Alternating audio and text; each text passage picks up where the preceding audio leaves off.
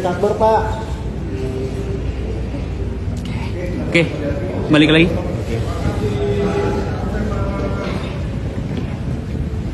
Tangannya kena. Ini bersama Ketua Harian Kompolnas, Bapak Irjen Purnawiran Arif, juga didampingi oleh Kadif Propam dan Kadif Humas. Saya sebagai Irwasum Polri melakukan tugas pengawasan dari mulai tadi pagi sampai dengan hari ini. Proses persidangan alhamdulillah sudah selesai. Saya menyampaikan di sini bahwa komitmen Bapak Kapolri mengambil langkah tegas terhadap siapapun anggota yang terbukti bersalah, ya, tanpa ada toleransi. Ini merupakan wujud komitmen pimpinan dalam rangka untuk terus memberikan perlindungan, pengayoman yang terbaik kepada masyarakat, dan juga kita tidak segan-segan melakukan tindakan tegas kepada siapapun yang terbukti bersalah. Sedangkan media pada hari ini juga akan disampaikan langsung oleh Kadif Humas terkait hasil putusan sidang, dan malam ini juga kita tuntaskan. Ya, kita tidak usah menunggu-nunggu sampai besok. Malam ini semua kita tuntaskan proses sidang, administrasi, dan lain sebagainya. Untuk menyingkat waktu, juga saya persilakan Kadif Humas, dan proses jalan sidang juga tadi langsung diawasi oleh Komisioner Kompolnas yang mengikuti jalan sidang sampai sedang tuntas juga. Saya persilakan Pak Kadif Humas untuk menyampaikan hasil putusan sidang. Baik, rekan-rekan media yang kami hormati dan kami banggakan, Bapak Irwasum, Bapak Kadif Propam, Bapak Komisaris Kompolnas dan tim. Pada hari ini, seperti yang disampaikan oleh Bapak Irwasum tadi, telah dilaksanakan sidang kode etik profesi yang merupakan tugas dan tanggung jawab Divisi Propam Polri. Divisi Propam Polri mempunyai tugas, salah satunya adalah membina dan menyelenggarakan fungsi pertanggungjawaban profesi. Hari ini sudah dilaksanakan mulai dari tadi pagi jam 9 hingga pada saat ini kegiatan sidang sudah selesai, dan sidang yang dilaksanakan pada hari Selasa tanggal 26 November 2024 pukul 9 pagi di ruang sidang di Propam Polri, Gedung TNCC, lantai 2 Mabes Polri, dipimpin oleh Komisi Sidang. Ketua adalah Brigjen Pol Agus Wijayanto, Karwat Prof. Kemudian Wakil Ketua Komisi, Kombes Pol Hengki Wijaya. Kemudian anggota Komisi, Kombes Pol Armaini. Anggota Komisi, Kombes Pol Johannes Pangingutan Siboro. Anggota Komisi, Kombes Pol Hardiono SIK. Telah melaksanakan kegiatan sidang pada hari ini dengan menghadirkan 13 saksi, dengan 5 orang saksi hadir di Mabes Polri, kemudian 8 orang saksi hadir secara virtual. Pada pelaksanaan sidang berjalan dengan aman dan tertib, lancar, dan tidak ada kendala suatu apapun, dengan terduga pelanggar yang melakukan penembakan terhadap korban atas nama RUA dan mengakibatkan korban meninggal dunia. Untuk motif saat ini masih dalam pendalaman karena fungsi reskrim juga sedang berjalan prosesnya. Untuk sidang hari ini adalah sidang kode etiknya. Adapun pasal yang dipersangkakan adalah pasal 13 ayat 1 Peraturan Pemerintah Nomor 1 Tahun 2023 tentang pemberhentian anggota Polri.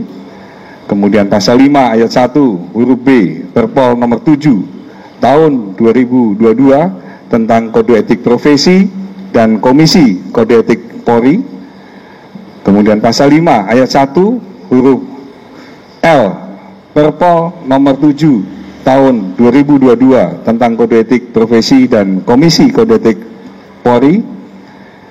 Kemudian keempat pasal 8 huruf C angka 1 Perpol nomor 7 tahun 2022 tentang kode etik profesi Polri dan komisi kode etik Polri. Pasal 10 ayat 1 huruf D Perpol nomor 7 tahun 2022 tentang kode etik profesi Polri dan komisi kode etik Polri. Kemudian yang keenam pasal 13 huruf M Perpol nomor 7 tahun 2022 tentang kode etik dan komisi kode etik Polri memutuskan sidang KKEP dengan sanksi etika, yaitu perilaku pelanggar dinyatakan sebagai perbuatan tercela.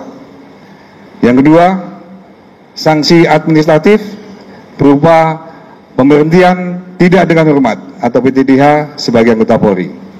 Dan atas putusan tersebut yang bersangkutan tidak mengajukan banding atau dengan kata lain menerima putusan tersebut. Itu sebagai gambaran putusan sidang pada hari ini. Mudah-mudahan bisa memberikan pencerahan buat rekan-rekan media dan masyarakat sekalian. Yang utamanya bahwa tadi sudah disampaikan oleh Bapak Irwasum, ini adalah bentuk komitmen Polri bahwa siapapun itu yang melanggar peraturan pasti akan tindak sesuai dengan ketentuan yang berlaku. Terima kasih. Wassalamualaikum warahmatullahi wabarakatuh. Ya, izin. Dari Kompolnas mau menyampaikan, silakan Pak. Siap. Izin Pak Irwasum, Pak Kadif Humas, dan Pak Kadif Propam.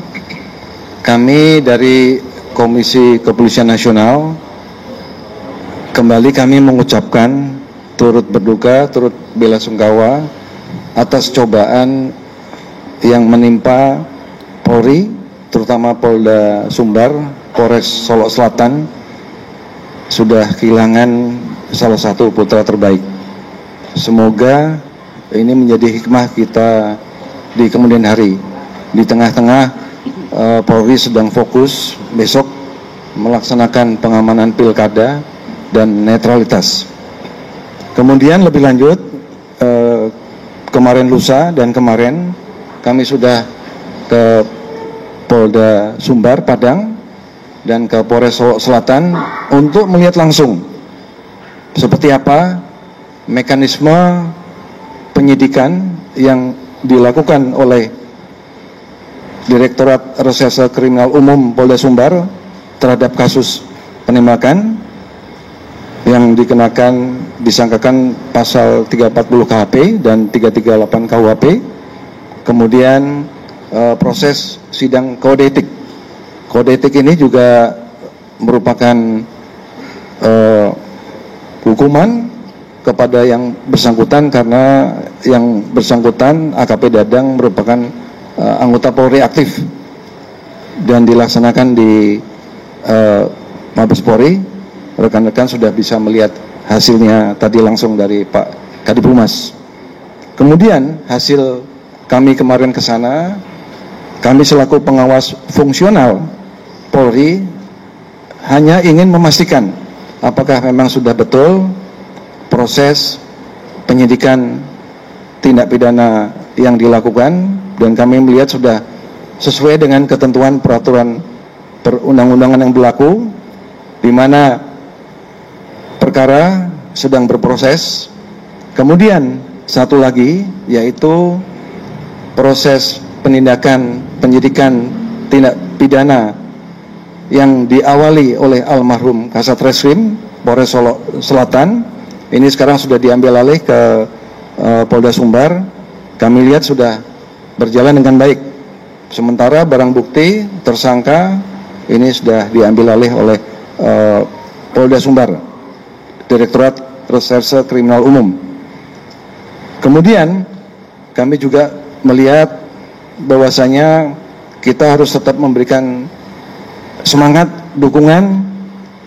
Kemarin kami sampaikan kepada masyarakat di Sumatera Barat, di Kabupaten Solok Selatan, tetap kita harus mengacu bahwa besok ini kita melaksanakan pengamanan pilkada serentak dan netralitas. Jadi itu hasil pengamatan kami.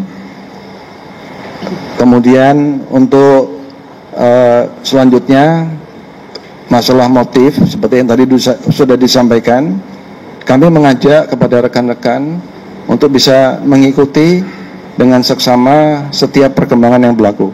Dalam persidangan nanti akan kita lihat bagaimana sebenarnya cerita atau alur yang sebenarnya terjadi. Demikian yang dapat kami sampaikan. Terima kasih. Terima kasih ya dari Kompolnas, sebagai komitmen kami juga bahwa proses sidang ini juga diawasi oleh Kompolnas. Jadi semuanya betul-betul transparan dan akuntabel. Ya, demikian ya rekan-rekan. Ini fokus kepada sidang KKIP. Jadi jangan melebar ke yang lain-lain. Ya, silakan. Ya, dari Kompas TV, Pak. Tadi kan disampaikan ada 13 saksi yang dihadirkan. Boleh disebutkan nggak sih Pak siapa saja saksi yang dihadirkan? Mungkin beberapa di antaranya yang hadir di DMCC. Terima kasih. Ya, silakan.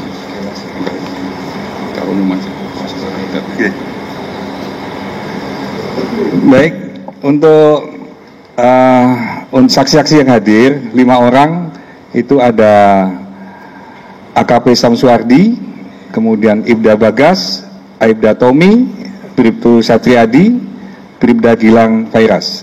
Sedangkan 8 orang saksi yang diperiksa secara virtual itu ada AKBP Arif Mukti Surya, AKBP Encep Henry, Ibtu Abdul Rahib, Wirangga, Ramon Zamora, Fatoni Prima, Muhammad Daniel, serta ahli forensik Dr. Insil Pendiagani. Oke? Anggota Polri itu dari Polres Solok semua ya Pak? Iya. Oke. Pak, izin Pak, memang Ilham Pak dari Jawa Pos, terima kasih atas waktunya Pak, dan terima kasih juga atas ketegasannya untuk memproses pelaku. Terkait motif Pak sebenarnya, memang kita tahu bahwa tidak ada asap tanpa api. Motifnya akan diketahui dalam pengadilan, tapi apakah kemudian Mabes Polri sendiri punya pencegahannya agar kejadian hal yang sama tidak terulang? Itu yang pertama Pak. Yang kedua, terkait pengawasan penggunaan senjata api Pak, apakah ada kebijakan tertentu agar kemudian lebih ketat sehingga tidak ada pun yang bisa menggunakan untuk melakukan hal-hal yang tidak diinginkan? Itu yang kedua. Yang ketiga, dulu Kompolnas telah mengusulkan untuk memberikan body cam atau kamera pembunuh sehingga personil bisa kemudian diawasi. Kalau body cam itu dimatikan, tentu kemudian bisa terpantau dan bisa menjadi analisa. Kenapa dimatikan? Sehingga bisa mencegah hal yang tidak diinginkan terjadi. Itu bagaimana Pak? Terima kasih banyak. Orangnya 1, pertanyaannya 3, sama 3 orang itu. Baik, terima kasih atas pertanyaannya. Yang pertama tadi untuk masalah motif, tadi saya sampaikan bahwa saat ini adalah sidang kode etik, berarti masalah kode etik profesi kepolisiannya. Jadi untuk masalah motifnya itu masih dalam proses penyidikan yang dilaksanakan oleh tim dari reserse, sehingga belum bisa kami jawab saat ini. Mohon waktunya, nanti kami jawab setelah ada bahan atau perkembangan di hasil penyidikan. Kemudian yang kedua, tentang pertanyaannya bagaimana untuk mengantisipasi ke depan dan evaluasinya, tim saat ini juga masih bekerja. Ada support tim dari Mabes Polri, baik dari Divisi Propam, dari Itwasum, maupun dari Bareskrim, semua lagi turun. Semuanya akan mencari data dengan disupport dari Kompolnas. Pak Ketua udah ke sana, komisioner juga ke sana, dan kita kumpulkan semua bahan keterangan itu menjadi bahan evaluasi secara lengkap. Nanti Pak Itwasum akan mengevaluasi, memimpin evaluasinya sendiri, sehingga nanti hasil evaluasinya seperti apa nanti akan disampaikan. Yang pada intinya bahwa secara SOP sudah dijalankan, kemudian pelaksanaannya juga dicek sudah sesuai dengan prosedur. Namun tentunya masukan dan saran dari teman-teman sekalian serta dari masyarakat pada seluruhnya itu menjadi bahan baku bagi Polri untuk ke depan lebih baik lagi. Dan yang terakhir tadi untuk masalah pertanyaan body worm atau body cam itu dipakai untuk operasi. Jadi biasa dipakai ketika operasi kepolisian seperti yang dipakai teman-teman ini, biasa dipasang body worm. Namun itu semua nanti juga akan menjadi bahan evaluasi, masukan dan saran dari tim yang turun, baik dari Barreskrim, baik dari Propam maupun dari Itwasum, nanti akan menemukan bahan-bahan semuanya. Insya Allah mohon doanya sehingga ke depan tidak akan lagi terjadi kejadian semacam ini dan mudah-mudahan polisi bisa lebih baik ke depan. Oke? Lagi Pak, saya Ardo dari TV1 Pak. Nah terkait tadi kan disampaikan oleh Pak Sandi sendiri soal evaluasi ke depannya berbentuk ukuran senjata segala macam. Tapi secara spesifik Pak, SDM mencatat ada 128 kasus soal penambangan ilegal di Indonesia sepanjang tahun 2023. Nah, bagaimana kemudian cara polisi untuk memastikan bahwa ke depannya mekanisme adanya keterlibatan personil Polri untuk tidak lagi terlibat dalam dugaan backing untuk tambang ilegal itu Pak? Kita tadi sudah sepakat. Fokusnya adalah masalah Iya, kode etik Pak. KKEP. Jadi tentang KKEP dulu. Tentu yang lainnya nanti akan kita jawab seiring dengan informasi maupun bahan yang sudah dilaksanakan oleh tim evaluasi. Oke? Belakangan. Sama. Oke. Tadi kan di dalam kan sempat diperiksa dan tadi Pak Sandi menyebut bahwa Pak Dadang ini motifnya masih didalami secara pidana. Tapi kalau di dalam sidang tadi di dalam kode etik apakah sempat ditanyakan motifnya dan beliau bilangnya apa sih Pak ke komisi sidang terkait motifnya? Baik. Untuk sidang yang dilaksanakan pada hari ini tentunya sudah ada rambu-rambu yang dilaksanakan. Tadi sudah saya sampaikan ada 6 pasal yang dilanggar. Jadi utamanya bahwa ini kejadian sangat memprihatinkan bagi Polri dan menjadi duka yang mendalam buat Polri, sehingga ini harus ada percepatan untuk memberikan sanksi sebagai komitmen Polri bahwa siapapun yang melanggar hukum akan kita tindak sesuai dengan ketentuan yang berlaku. Jadi untuk sekali lagi untuk masalah motif nanti ada tim dari yang lainnya yang akan mendalami itu. Sementara sidang kode etik ini bahwa dia sudah melanggar kode etik Polri merupakan perbuatan tercela dan mendapatkan sanksi administratif berupa PTDH. Oke? Cukup ya? Satu lagi, boleh?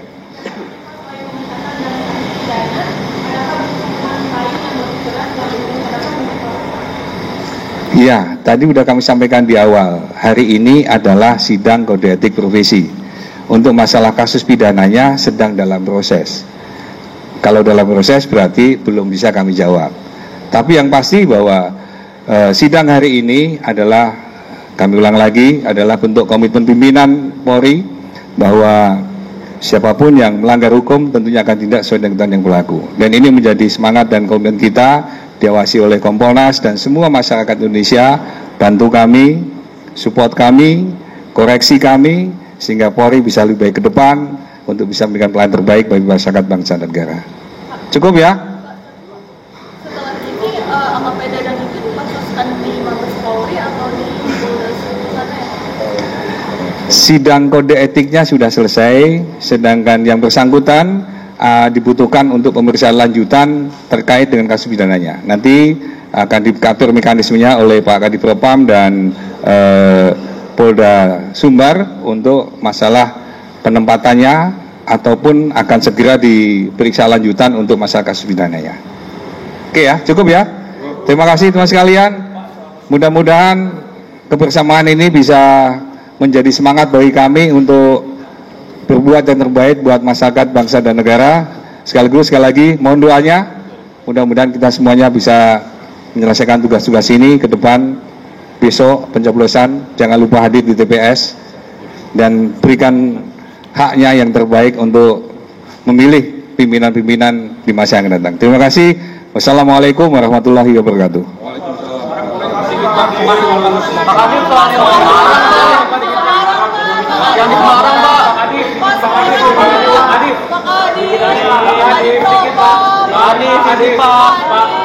Untuk yang semangat Pak Tuno ya gantian ya.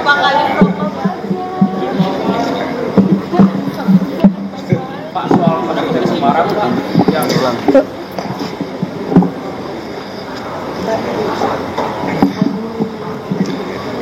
Assalamualaikum warahmatullahi wabarakatuh. Selamat malam, salam sejahtera bagi kita sekalian.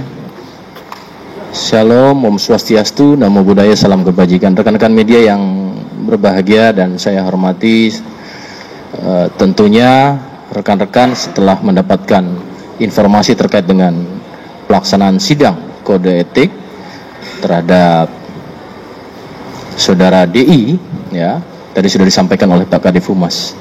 Rekan-rekan, terkait dengan kejadian di wilayah hukum Polrestabes Semarang, ya, sudah dilakukan asistensi oleh Polda Jawa Tengah, kemudian juga asistensi dari Mabes Polri juga telah dilakukan, di mana tim dari Itwasum Polri dan kemudian juga dari Divisi Propam Polri telah turun. Tentunya hasil daripada proses asistensi ini kita berharap untuk menunggu, ya, dan kami yakinkan dua asistensi ini tentu memberikan suatu kontribusi yang tentunya hasilnya akan menjadi lebih baik ataupun objektif. Jadi rekan-rekan, saya minta untuk menunggu. Sejauh ini kita asistensi sudah turun, ya. Kalau untuk identitas si polisi yang nembaknya, apakah bisa diungkapkan? Terus apakah si polisi yang nembak ini bakal bisa? Sejauh ini asistensi sedang berjalan. Nanti kita sampaikan lebih lanjut, ya. Untuk Jawa Tengah saya rasa hanya itu dulu yang bisa kami sampaikan, karena juga tentu pelaksanaan asistensi kan membutuhkan waktu dalam proses ini, ya. Oke. Di media sosial ada beredar narasi bahwa polisi pelaku penembakan di Semarang itu sebelumnya sempat pesta narkoba dulu. Apakah hal ini? Sumbernya dari mana? Dari media sosial. Media sosial. Oke, kita tunggu nanti hasil dari asistensi, ya. Oke. Makasih. Ya. Masih ya rekan-rekan, ya. Sementara itu dulu yang bisa kami jawab. Terima kasih. Assalamualaikum warahmatullahi wabarakatuh. Terima kasih. Terima kasih Jenderal. Terima kasih Pak Karo.